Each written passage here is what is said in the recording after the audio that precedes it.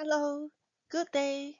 Today we are going to learn about the concept of arbitrage and arbitrage pricing theory. Last lesson, we have learned about the CAPM. Perhaps the most important challenge to the CAPM is the APT. Some of you could be wondering why a multi-factor model is known as arbitrage pricing theory. What has arbitrage activity to do with APT?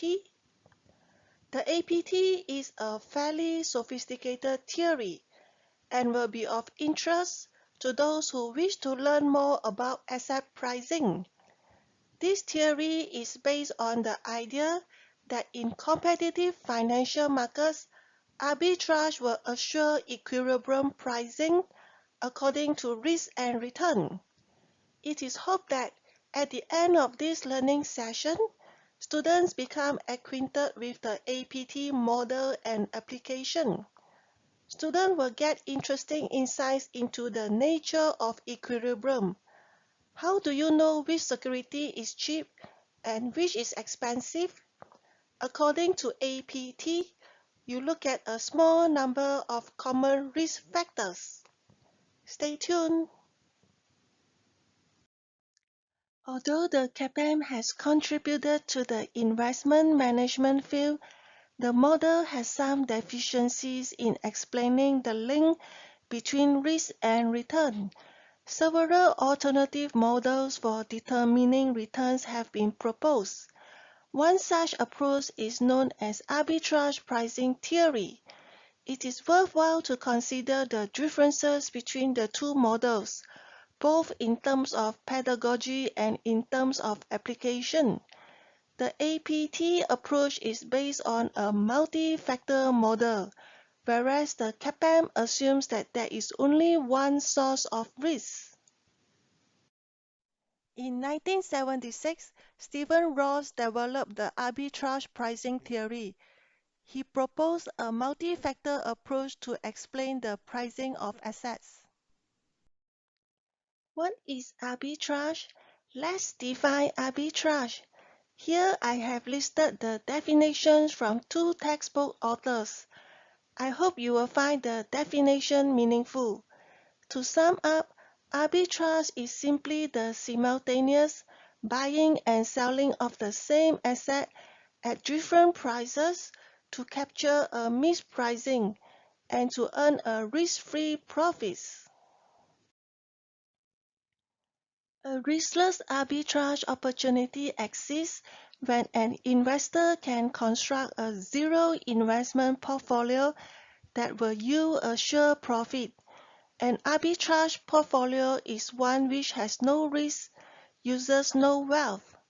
How to make an investment with no wealth without making a net investment? Theoretically, by selling short, the investor can use the proceeds from the short sale to buy long, and therefore the transaction can be made without any investment. The law of one price states that two equivalent assets should have the same market price. An arbitrage opportunity would arise if the same assets are sold for different prices at two different locations. The law of one price is enforced by arbitrageurs. They will take advantage of prices in disequilibrium.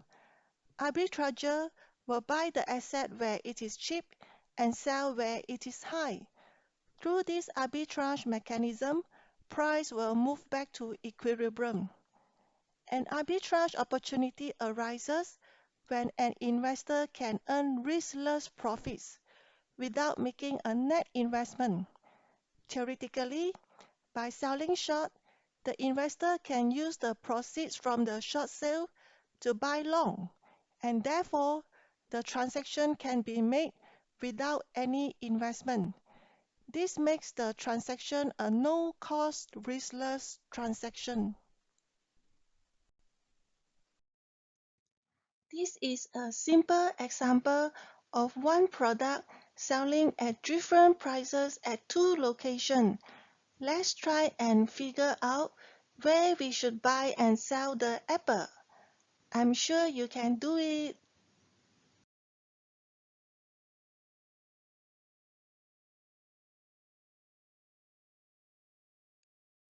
Here is another example involving buying and selling two different stocks.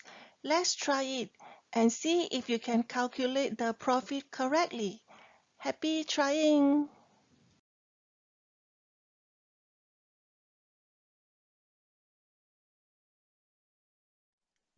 The APT is a theory for explaining stock returns based on the sensitivity to a variety of risk factors. It assumes a linear model. The return on an investment can be explained by more than one factor. According to APT, a market is perfectly efficient if it is not possible to earn a risk-free arbitrage profit by simultaneously buying and selling the same assets. The APT contends that there are many factors that affect return, in contrast to the CAPM, where the only relevant risk is beta. The APT does not say what the factors are. For example, a company's stock return may be affected by changes in oil price. Most transportation companies, such as airlines, would have a negative sensitivity to a change in oil price. Some stocks will be more sensitive to a particular factor than other stocks. For example, oil company could be more sensitive to an oil factor than consumer industry. The APT is a more generalized model than the CAPM and less restrictive in its assumptions. There are 5 assumptions listed here. This slide shows the APT model. In this formula, the actual return on asset is calculated. ER stands for expected return. F is a set of common factors that influence the return on asset. Beta is the sensitivity of the factor on the asset's return. E is a random error term. Here the formula shows that APT is a stochastic process generating asset return that can be expressed as a linear function of a set of risk factors. The APT can also be expressed in terms of expected risk premium. Expected risk premium is the actual return minus risk-free rate. Here, APT states that the expected risk premium on a stock should depend on the expected risk premium associated with each factor and the stock sensitivity to each of the factors.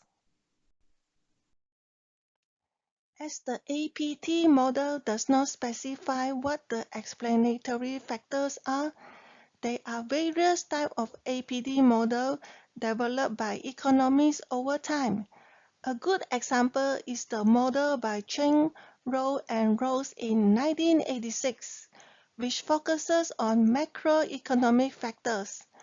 Another famous model is the French three factors model, developed in 1993, which studies the size, value, and market factors.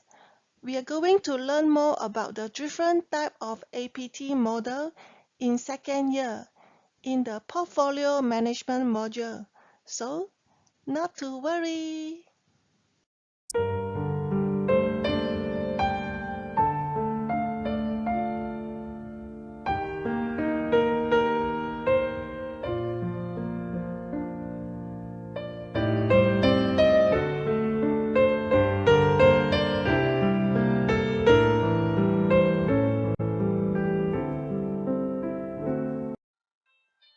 Finally, we have come to the end of this video. I hope you have learned some knowledge from this video. If you like this video, please click like, share or subscribe to my YouTube channel. Thank you. See you and goodbye.